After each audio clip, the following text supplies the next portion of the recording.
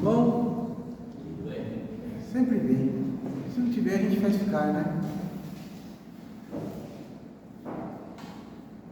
A opção, a escolha é sempre nossa. Ficar bem ou não é sempre nosso. A vida está aí. E é como tem que ser. Nem sempre do jeito que a gente quer, mas é como tem que ser. E às vezes, com o tempo, você entende. Conforme você vai vivendo mais, você lembra de uma situação e pensa assim: nossa, mas eu queria tanto aquilo, não deu certo. Se tivesse dado certo, tinha me complicado. A gente pede e não dá certo. E às vezes acontece uma coisa na nossa vida que a gente não pediu e apareceu. E às vezes é a melhor coisa que tinha. Porque nós temos só uma visão pequena do mundo físico. Eu consigo ver a pessoa, eu consigo saber um pouco da história da pessoa, às vezes eu consigo ver uma parte da situação, mas eu não consigo ver o todo. Eu ainda não tenho discernimento, não tenho experiência, não tenho evolução para tudo. Às vezes nem inteligência ainda é suficiente para aquilo. E aí o que eu faço? Se eu sou resignado, eu vou vivendo a minha vida e vou fazendo a minha parte, que é o que me cabe. E pode escrever aí, mas escreve na memória. Escreve na memória, para não apagar. Toda vez que deu errado, é porque você estava fazendo o que não tinha a ver contigo. Você se meteu onde não deveria. E toda vez que você se mete onde não deve, dá errado, porque não é problema teu. Aí a vida chega e fala assim: ó, não é aí, não é aqui. Mas eu não estou dizendo pontualmente, porque pontualmente sempre surgirão ocasiões em que nós seremos usados como ferramentas ou instrumentos para ajudar aquela pessoa, aquela situação, pontualmente. O problema é que às vezes nós achamos que nós temos condições de carregar sozinho, e não é assim. Então tem que fazer uma autoanálise. Quanto eu dou conta? Porque se eu achar que eu dou conta de fazer tudo que não é problema meu, eu deixo de cuidar do meu, ou eu cuido menos, ou não tão bem do meu, porque eu gastei as minhas forças, a minha energia com o que não deveria. E depois eu acho assim: nossa, a vida está difícil, o fardo está pesado, eu não estou aguentando. Está certo isso? Se a sua vida está pesada, você está carregando o cruz dos outros. Porque com Jesus o fardo é leve, o jugo é suave. Entendeu? Ele te deu uma potência, uma capacidade para suportar tantas coisas. E aí você faz aquilo. E ajuda os outros, principalmente os que estão com a gente. Mas nós temos um problema. Que nós achamos que ajudar é fazer. E ajudar não é fazer. Fazer é atrofiar a pessoa. Fazer é diminuir a pessoa. Fazer é prejudicar a pessoa. Meu filho chega com uma prova, com uma matéria para estudar matemática. Aí eu ensino ele. Aí ele não aprende. Eu ensino ele não aprende. Depois da 10ª vez eu não aguento mais ensinar. Porque eu não tenho o dom de ser um explicador. Porque algumas profissões são dons. Algumas profissões são missões. Professora é missão. Enfermeiro é missão. Muitas profissões são missões. Nós não damos conta. E aí eu canso. Aí eu pego e faço. Pronto. Eu estou ajudando ou estou fazendo? Se eu estou fazendo, eu estou prejudicando. Porque na hora da prova eu não estarei lá para fazer. Então é melhor que ele aprenda de 0 a 10, ele aprenda 2 coisas, chega na prova, faz 2 coisas que ele aprendeu, e as outras 8, repita quantas vezes necessário for, do que eu fazer as 10, chegar na prova e ele não fazer nenhuma. Quando eu vou cuidar da vida do outro, eu estou fazendo. E aí eu cumpro um problema. Porque se eu fiz para o César, e era para o César ter feito, e o César não fez, e ele se estrupicou, eu passo a ser co-participante daquilo. As consequências dele não ter feito a parte dele tem a ver comigo, de não ter ajudado, mas ter feito. E dói, né?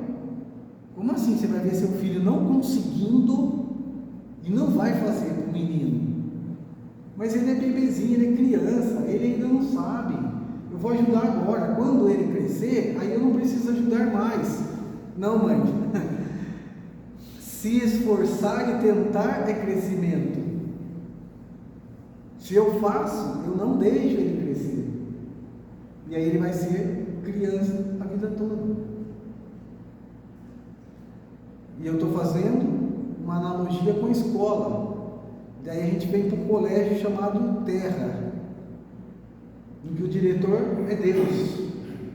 E mandou um professor chamado Jesus, entre outros.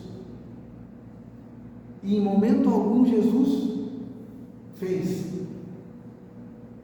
Em momento algum Jesus carregou. Pontualmente ajudou. Pontualmente ajudou. Mas deixou bem claro: aquele que quiser vir após mim, tome a tua cruz e siga-me. Então a pessoa não enxergava, pediu, Jesus curou, deu uma moratória ou por merecimento. A pessoa não andava, Jesus curou, uma moratória por merecimento. Não é assim? No cego, que estava do lado do poço, e ele gritou: Jesus, Jesus, Jesus. E Jesus o curou. O que ele fez? Jogou a túnica. A gente não presta atenção nesse detalhe. Ele jogou a túnica. O que significa jogar a túnica?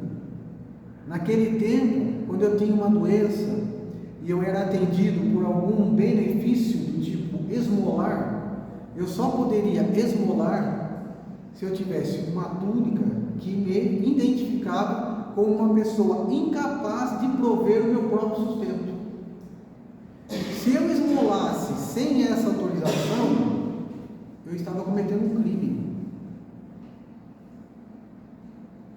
Então, quando ele recupera a visão, a primeira coisa que ele faz é: eu não quero mais depender da esmola de ninguém. Entendeu? Tudo na Bíblia tem um significado.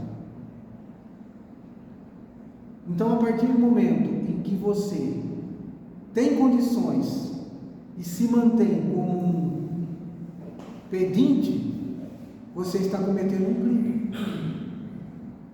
E na vida é assim. Se Deus te deu uma ferramenta, se Deus te deu uma habilidade, se Deus te deu um conhecimento, uma capacidade de produzir, conquistar, e você se faz ditadinho, braço curto, você arrumou uma dívida com quem te deu, te ajudou, porque você não quis buscar, e você arrumou uma dívida com quem te deu todas as condições de conseguir, e você escondeu um tesouro. Parábola dos talentos. Ou seja, não é que eu quero assustar vocês, né? Mas já assustando, você vem aqui na casa espírita, você vai aprender alguma coisa, e se você sair daqui e não usar, antes não tivesse vindo e não tivesse aprendido. Entendeu? Antes não tivesse vindo e não tivesse aprendido. Jesus foi curar outro cego. Senhor, me ajude, disse o cego. Jesus olha para o homem e o homem está cego. Aí Jesus pergunta para ele: que queres que eu faça? Aí você pensa, eu acho que Jesus deve ter comido alguma hóstia estragada, né? Não sei, o vinho não estava bom. Você tem o dom da cura. A pessoa vem na sua frente e é cega e fala para você: me ajuda. O que você pensa? Que a pessoa quer o quê? Uma bicicleta. Não, o que ele quer? Ele quer enxergar. Não é o óbvio, mas é o óbvio para a gente, porque nós não temos uma visão universal que tinha Jesus. Então Jesus diz a ele assim: o que queres que eu faça? Quem está do lado pensa: eu acho que ele não está percebendo que o homem é cego, não pode ser, né? Não, Jesus sabia que ele era cego, mas ele disse assim: eu quero ver. Parece óbvio. Aí Jesus pergunta para ele assim: é isso que queres? Ver? Perguntou pela segunda vez: o que você quer? Eu quero ver. É isso que você quer? É ver? Se fosse eu o cego, eu ia parar para pensar: por que ele perguntou isso para mim? Não é? E por que Jesus perguntou isso para ele? Porque Jesus está dizendo assim: ó, até agora você não via. O que o olho não vê, o coração não sente. Até agora você dependia. Até agora você não tinha nada com nada. Não vi, não sei, não posso. A partir do momento que você está vendo, tudo que você viu passa a ser parte integrante da sua vida. É a hora que você vai pensar: tem a ver comigo ou não? Necessita da minha intervenção ou não? Eu passo a ter responsabilidades. É como se você falasse assim: ó, agora eu vou te dar uma carta de motorista. Você sabe o que isso significa? É que agora, se eu estivesse dirigindo e você estivesse do meu lado e eu atropelasse alguém, quem ia responder o processo seria eu. A partir do momento que a carta é sua e é você que está dirigindo, as consequências dos atos praticados é de quem praticou. Você quer uma carta de motorista? Quero. Então, a partir de agora, você assume total responsabilidade por como você vai dirigir esse veículo e todas as consequências das falhas, que pode ser por querer ou sem querer. Por querer é um julgamento, sem querer tem atenuantes. Certo? É isso que queres ver? Então, que veja. Pronto. E aí ele assume a responsabilidade dali para frente. Aí o César falou uma coisa interessante: pondera, uma coisa muito importante nos dias de hoje, porque nós estamos vivendo dias em que as pessoas querem agir como crianças e serem respeitadas e tratadas como adultos. Nós também. Só que o juiz é Deus, porque Deus é tudo. Então eu sei tudo do Evangelho, ou eu finjo saber, Só que eu ajo como uma criança. Eu não cumpro o que está na Escritura, que é a lei. Então eu ajo como uma criança. Só tem um problema: o Pai é Deus. E aí o Pai não vai te tratar como um adulto, vai te tratar como uma criança. Porque o tratamento é proporcional às suas responsabilidades e proporcional ao cumprimento dos seus deveres. Então, se você agir como criança, Deus vai agir como um pai e vai te conduzir, vai te corrigir e vai te colocar em condições de aprender a lição quantas vezes forem necessárias. Porque se Ele fizer para você, Ele está te atrofiando. E quando eu, mais velho, mais experiente, mais conhecedor, faço alguma coisa para aquele que não seja incentivar, ajudar, orientar a fazer sozinho, eu estou me colocando numa posição de superior e, vamos dizer assim, está subentendido que eu acho que você não tem capacidade. Porque se eu fiz para você, eu acho que você não sabe fazer. Porque se eu tiver certeza que você sabe fazer, eu ajudo até você conseguir. Tem a ver também com o orgulho. Então, quando a gente fala ponderar, vamos prestar atenção nas coisas.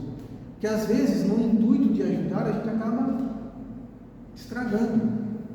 Achando que está fazendo bem, às vezes estamos fazendo mal.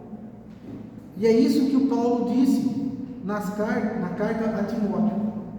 Então, segunda carta a Timóteo, Paulo disse assim, ó: e o que de mim, diante de muitas testemunhas ouvistes, confiam a homens fiéis, que sejam idôneos para também ensinarem a outros. Pérola aos porcos. Não é assim que funciona. Lembra, né, da frase? Pérola aos porcos. O discípulo do Evangelho no Espiritismo cristão, nós, muitas vezes evidenciam insofreável entusiasmo, ansiosos de estender a fé renovada, contagiosa e ardente. Ou seja, eu aprendo uma coisa nova, eu acho fantástico, é lógico, é bom, é legal, aí eu fico empolgado para querer ensinar, passar para todo mundo.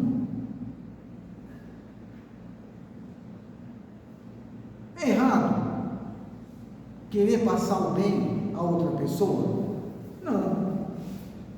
Por quê? Porque se eu tenho a obrigação de passar para frente. Eu recebi uma informação, ela é positiva, ela te alivia, ela te esclarece, ela te acalma, ela consola. Se eu for guardar só para mim, eu estou guardando um tesouro que não é meu e estou deixando de ajudar outra pessoa. Não é isso que ele está dizendo. O que ele está dizendo é: pondera. Pensa a respeito. Pensa a respeito. No entanto, semelhante movimentação mental, essa vontade de falar, exige grande cuidado, não só porque assombro e admiração não significam elevação interior, como também porque é indispensável conhecer a qualidade do terreno espiritual a que se vai transmitir o poder do conhecimento. O fato de eu ter descoberto agora não significa que eu estou elevado, só significa que eu sei. O fato de eu ler uma receita de bolo não significa que eu sou boleiro. Significa como é que eu sei que mistura os ingredientes. Mas daí ser um boleiro demanda um tempo, né? E queima bolo, e joga muito fermento, e põe errado, e assim murcha, é assim. Então o fato de eu ter contato com o cristianismo não me faz elevado. Aí nós temos uma questão de uma denominação religiosa, como eu falo o nome, que a pessoa faz um monte de coisa, e aí ela chega lá naquela igreja e é perdoada no mesmo momento, E aí aceita Jesus e já se acha na condição de começar a falar para toda a família que eles estão errados de fazer o que ele na semana passada fazia, porque agora ele é ungido de Deus. É assim? É como se eu tivesse com uma roupa suja, ganhasse uma blusa nova e fosse numa festa. Meu filho, a blusa pode ser nova, mas se você estiver suado, você vai feder. Ou não vai feder? Então não adianta pôr uma blusa nova, você tem que ir para sua casa, lavar a blusinha, tomar um banho, passar um perfume, colocar a blusa, mesmo suja, mas agora lavada, e aí você pode colocar a blusa nova e ir para a festa, você não vai feder. É a mesma coisa quando você acha que 15 dias de religião te dá o direito de começar a julgar e condenar. Esse vai para o céu e esse vai para o inferno. Você está com uma blusa nova, com uma camisa fedida, velho. E quem conhece, quem convive, quem está na festa, vai sentir o cheirinho. Então o fato de você ter contato não te faz melhor. Pelo contrário, te faz na obrigação de lavar a roupa para poder vestir e tomar banho. Ou seja, eu errei, eu vou me arrepender, eu vou pedir desculpas, eu vou expiar, pagar a dívida, vou reparar. E aí depois eu não farei mais. É assim que é. E outra coisa que ele está dizendo aqui, que é muito interessante. Às vezes, você está conversando com a pessoa pega e fala assim para você: eu vou atender uma pessoa na clínica, a pessoa senta e começa a contar a história dela. Não é porque eu sou gênio, é que depois de tanto ouvir algumas histórias, já fica meio repetido, certo? Então, quando eu começo a ouvir, eu já começo a sacar aonde está alguns dos problemas. Aí eu pego e falo para a pessoa: não. Por quê? Porque ela tem que descobrir por si própria. Porque se ela descobrir por mim, ela vai entender, não vai compreender. Ela precisa descobrir por ela mesma. Porque se eu falei, é a minha verdade colocada nela. Mas se ela descobriu, é a verdade descoberta por ela. Aí é uma fé inabalável. É isso que Deus faz. Entendeu? Então Jesus chegou aqui na terra e não falou de celular no ano 30, porque nós não iríamos entender. Ele não falou de Wi-Fi. Eu e Deus somos um. Está conectado. O hálito divino, fluido cósmico universal. Não é Wi-Fi, viu? Eu não sei o que é, vai estudar. Entendeu? Então tinha coisa que não podia falar. André Luiz, no nosso lar, descrevia assim: tinha um aparelho que projetava a imagem na parede. Não existia projetor. Como é que ele ia explicar uma coisa que ele viu no nosso lar, que ia vir para a Terra quase 40 anos depois? Difícil, não é?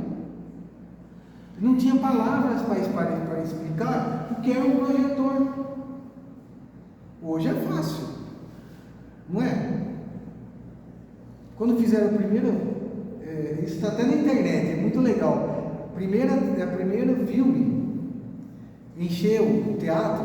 Você já viu isso na internet? Encheu o teatro e ligou o projetor. E o filme era um trem chegando. O povo correu do cinema, velho. O povo correu, como assim? O trem apareceu vindo, o povo levantou e saiu correndo. Hoje é hilário. Imagina Jesus falar certas coisas no ano 30. Tinha que falar em parábolas, falar simbolicamente. Então, por que eu peguei o celular e estou falando disso? Porque aqui tem uma coisa chamada lanterna. Aí a pessoa fala assim: por que você não conta para a pessoa? Eu chego no olho da pessoa e faço isso. Aí a pessoa, se você fizer isso no seu olho, luz demais ofusca a visão. Conhecimento demais colapsa a pessoa. Não dá para despejar. Por isso que entra no pré, na EMEI, MF, depende da cidade. E vai aprendendo. Por quê? Porque não dá para chegar o livre docente e ensinar para ele uma coisa que não tem condições. Aí você imagina se Jesus ia chegar e falar. Então ele disse assim: não vou dizer tudo, porque vocês não têm capacidade de entender, mas virá um Consolador e vai explicar. E o Consolador veio agora e explicou tudo para a gente? Nada, gente, quase nada.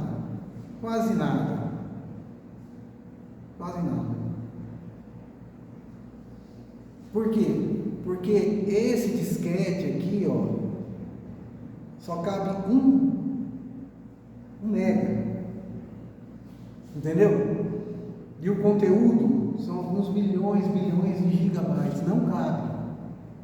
Nesse copo só cabe 250 ml, não dá para pôr toda a água de uma piscina, não cabe. Esse é o nosso cérebro com um pouquinho que a gente tem para aprender, que é uma piscina d'água só no planeta Terra. Imagina todo o universo. Então pondera, nem queira saber tudo de uma vez, porque não vai dar certo, você vai desistir, e nem queira passar tudo para o outro de uma vez. É com o tempo. E tem uma outra questão: o que serve para mim não serve para você. E de repente eu quero enfiar na sua goela abaixo a religião que está me fazendo bem, e não é assim. Por isso que ele disse aqui, se a terra é fértil, o que você vai falar vai influenciar positivamente aquela pessoa? Ela está pronta para aquilo? Se ela não estiver pronta para aquilo, não adianta. E o semeador saiu a semear e jogou no solo e queimou, jogou no espinho, mas ele jogou no solo fértil. E aí, então tem que ter um conhecimento proporcional ao entendimento da pessoa no momento certo. Senão, não vai germinar. E aí a gente vai fazer o quê? Vai ficar com raiva, vai falar: eu tentei ajudar, a pessoa não quis, a pessoa não entendeu, filho. A pessoa não entendeu. Mas eu estou tentando ajudar meu filho faz não sei quantos anos, ele não sai da droga, ele não entendeu. Aí eu vou lavar a mão. Falou Pôncio Pilatos de 2025. Vai lavar a mão? Nasceu na sua casa, na sua família toda, né? Tem um espírito aqui, vai ser drogado. O que a gente faz? Joga aí, a terra está girando, onde cair nasce. É isso? Ou foi escondido? Vou contar uma coisa para vocês que vocês já leram. Se não leram, faz de conta que leram. Não me façam passar vergonha. Que está no nosso lar. No nosso lar não. No Reencarnação de Segismundo. Reencarnação de Segismundo. É maravilhoso. Coloca no YouTube Reencarnação de Segismundo. Tem um vídeo lá, é muito legal. E tem um vídeo mais legal ainda, que é o Desencarne de Dimas. É mais legal ainda. Reencarnação de Segismundo. Deve estar no Breves da Vida Eterna, eu acho. A preparação. Porque a gente fala assim, tem muita piada na internet que diz assim: eu não acredito que de milhões de espermatozoides foi fecundar justo esse. Já ouviram essa piada? Né? Milhões foi fecundar justo esse, tirando um sarrinho, né? O piorzinho foi o que fecundou. Aí a gente pensa assim: por que será que daquele monte de espermatozoide fecundou justo aquele? Porque Deus joga dados, né? Einstein disse que não. Aí foi aquele. É assim? Mas vocês lembram por quê, né? Está lá na encarnação de Segismundo. E o Espiritismo explica o porquê. E eu vou repetir para quem está assistindo. É assim: quando houve a relação, e aí começa aquela luta do espermatozoide buscando o óvulo para fecundar, tem aquela corrida, que é alguns centímetros. Naquele momento, o responsável pelo reencarne de todos aqueles espermatozoides, tem um que vai ter as características que aquele espírito necessita, segundo o projeto encarnatório feito no mundo espiritual.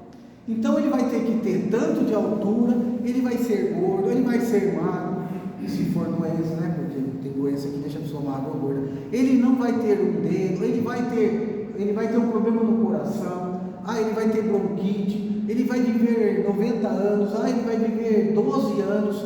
Então é um leque de coisas, das características que a pessoa terá de acordo com o projeto reencarnatório, entendeu? Então vamos escolher feijão. Você não tira aquela pedrinha só, porque você está procurando a pedrinha? Então é o contrário, ele vai escolher dentro daquele universo o espermatozoide que tem todas as características do corpo que há necessidade para aquele espírito. Então o responsável aplica energia, e aquele espermatozoide que é escolhido de acordo com as características é que fecunda, não é por acaso. Olha que lógica, isso está reencarne de Deus. Foi escrito faz um pouquinho de tempo, viu? Algumas décadas, não deu tempo da gente ler. Se for para ler, lê Chico Xavier, gente, na dúvida, viu? Lê Chico Xavier. Olha que perfeição. E aí aquele fecunda e começa a multiplicação, e aí aquele ser tudo preparado, conecta o espírito para nascer. E tem gente que acha que ali ainda não há vida, que é uma outra questão. Ali há vida sim.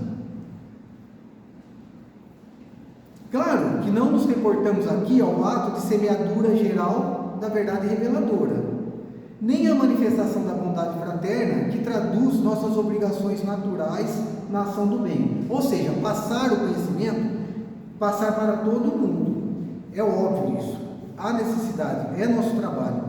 Encaremos sim a necessidade de cada irmão governar o patrimônio de dádivas espirituais recebida no plano superior, a fim de não relegar valores celestes. Ou seja, eu tenho as minhas qualidades, eu recebi o meu montante de conhecimento e eu não posso esconder isso. Os meus talentos eu tenho que multiplicar.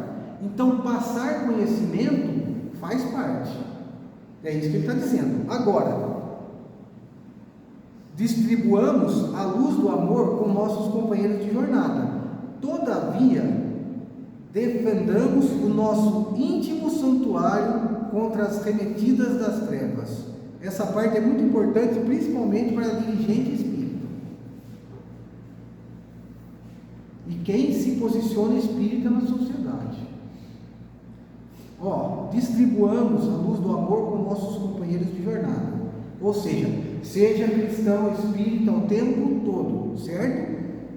Todavia defendamos o nosso íntimo santuário contra as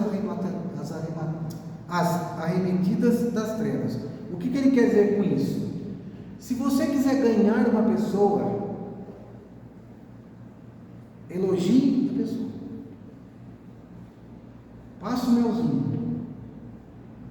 porque é na vaidade que você pega qualquer ser humano.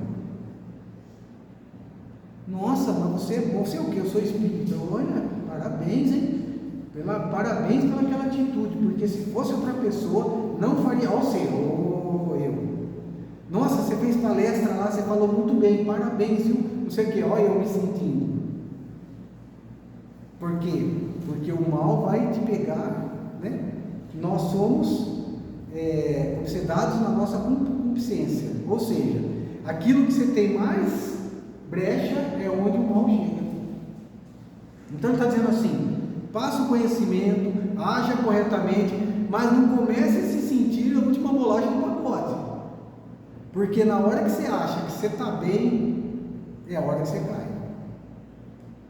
Você perde o jogo na hora que você está ganhando, você acha que você está ganhando, né? Quando você achar que você está ganhando, você dá brecha, você abre a guarda, é aí que você toma. Olha como Paulo sabia, Porque você imagina o que ninguém babava ovo pro Paulo de Tarso. Nossa, Paulo de Tarso. E aí a gente tem que lutar com a pessoa para não lutar no sentido de, eu agradeço, obrigado, mas você não convive comigo. Você não sabe como é que eu sou lá em casa. O que eu falo aqui não tem nada a ver comigo. Estou tentando, estou na luta, mas é 1%. O resto é o cão de quando manda. É assim que é. Porque senão a gente começa a achar que é.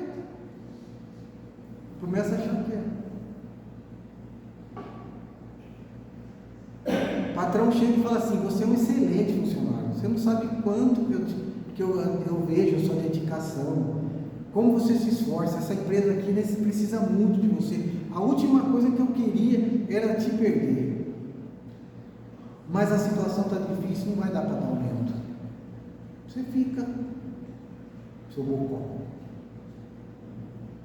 Se você é tudo isso mesmo, né? A fala seria outra. Você é um excelente funcionário, cara. Você merecia ganhar pelo menos 50% mais do que você ganha. Eu não tenho condições de dar, mas eu te dou uma carta de referência. E se o cara ligar, eu falo assim: o cara merece, ele só não ganha porque eu não tenho para dar. E isso é um verdadeiro elogio. Seu patrão já fez isso contigo? Você está rindo? Deu para entender? Se eu sou tão bom assim, você tem condições.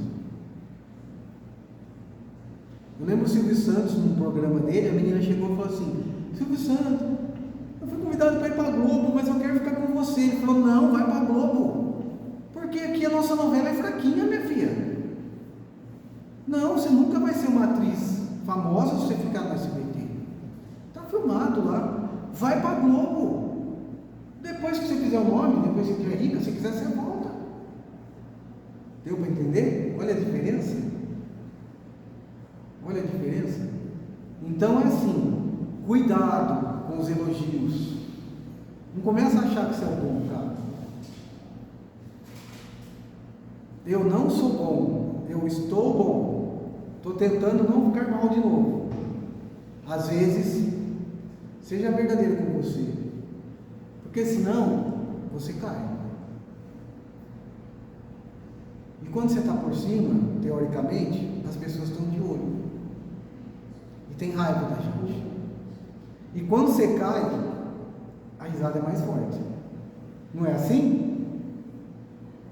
Estava torcendo por você, mas estava torcendo para você cair também. Porque o ser humano é assim, nós somos assim. Poucos de nós ficamos felizes com o sucesso do outro.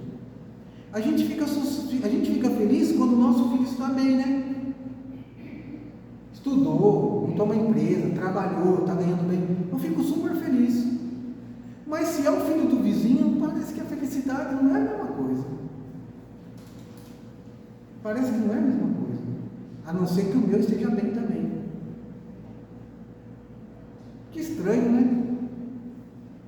Só que ele está, meu filho. Ele não é meu filho. Por que me dói? E quando eu digo me dói, não é ver o outro bem. O que me dói é ver o outro tentando. Por que me dói ver o outro tentando? Já pararam para pensar?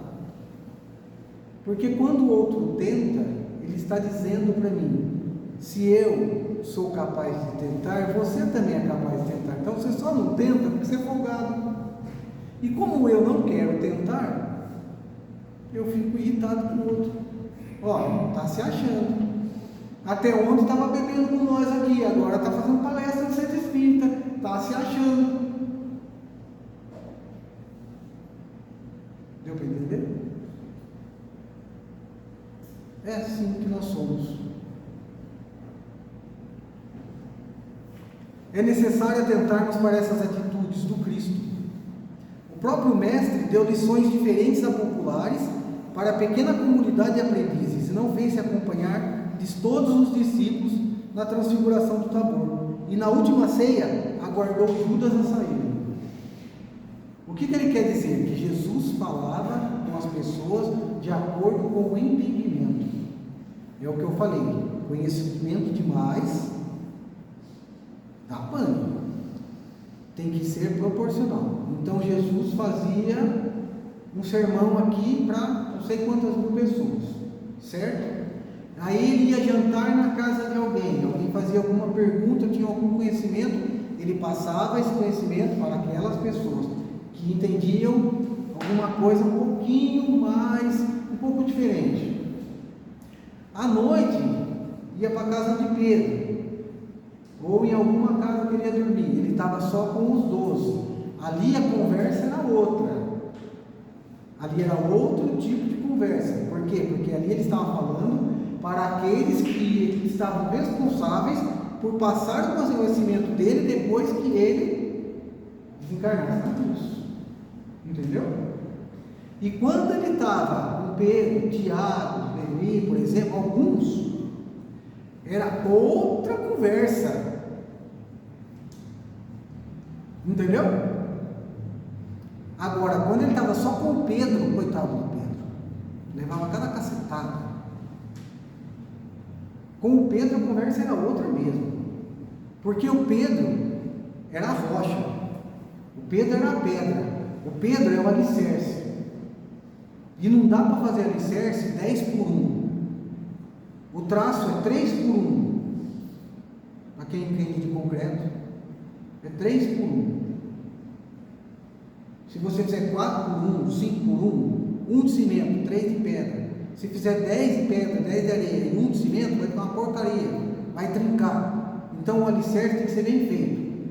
Então o alicerce vai aguentar porrada, vai aguentar cacetada, vai aguentar maus tratos, vai aguentar injúria, difamação, vai aguentar tudo. Então quando ele chegava no Pedro, a conversa era outra.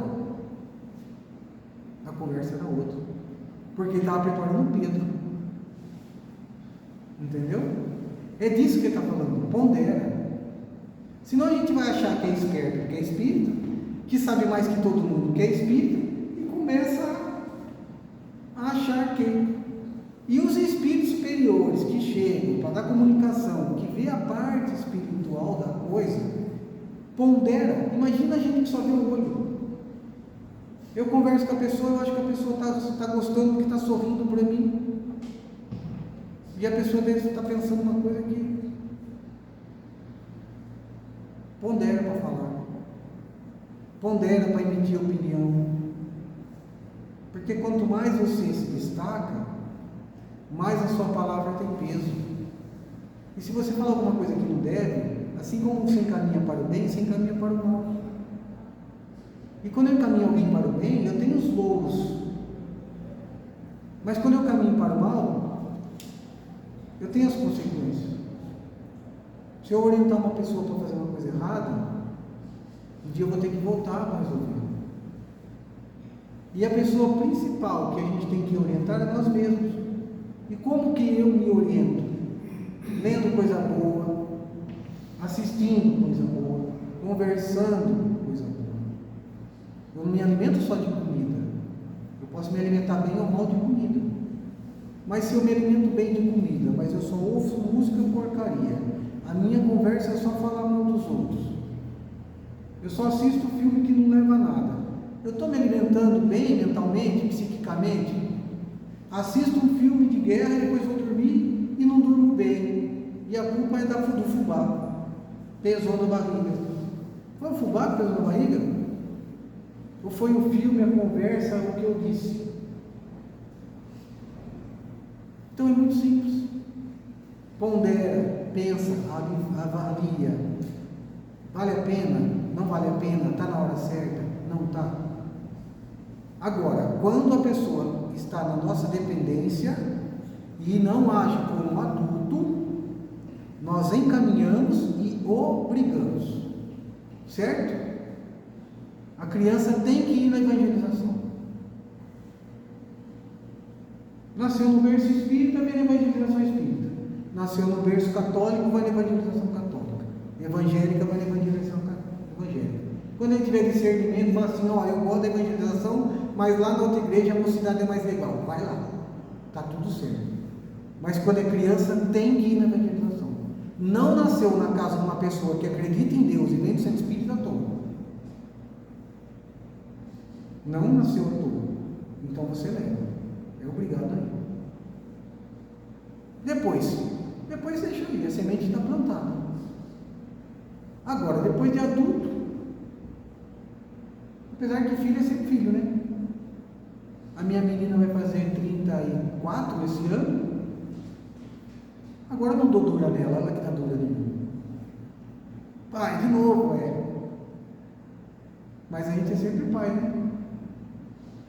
Então não importa a idade. Mas o que vale é o quê? É o respeito. Como se conquista o respeito? Falando? Não, fazendo. É conquistado. Conquistado. Eu não fumo, eu não bebo, eu não jogo, eu não vou para lá, eu não faço essas coisas, então eu posso falar para ela não fazer. Se eu faço, eu posso e devo falar para ela não fazer. Mas não vai ter o mesmo efeito se eu não fizer. E a hora que se ela fizesse e o bicho pegar, ela vai procurar quem nunca fez. Nunca fez. Num casal tem o mais destrambelhado e o mais correto. Aí o filho gosta sempre do mais destrambelhado, né? Que faz tudo, dá bala, não sei o quê. Mas quando o assunto é sério, corre para quem? Pro sério, pro chato, porque é o chato que resolve. Não é assim? Então seja um chato. Seja um chato. Mas seja um chato que resolva. Porque pode tudo, faz tudo. E para terminar, Setembro Amarelo, prevenção ao suicídio. Quem tenta se matar não quer morrer. Quem tenta se matar quer matar os problemas. De cada 10 pessoas que tentam suicídio, 9 seriam resolvidos, evitados com atenção e conversa. Isso é dado da Organização Mundial de Saúde.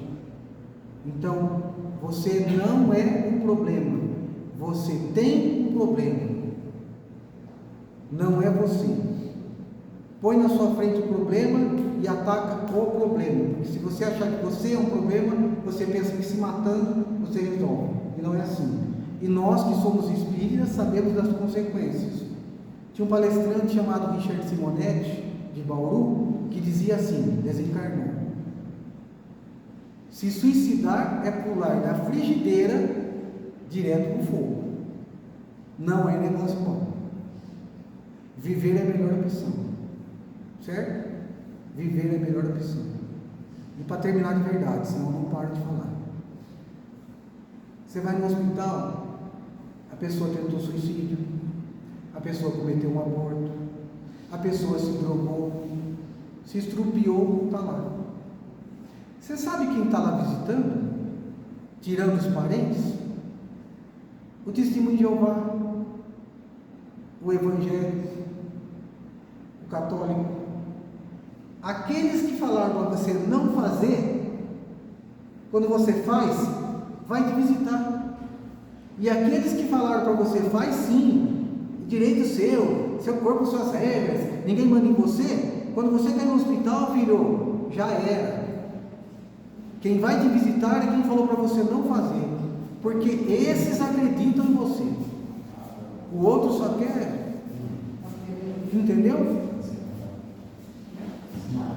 Obrigado.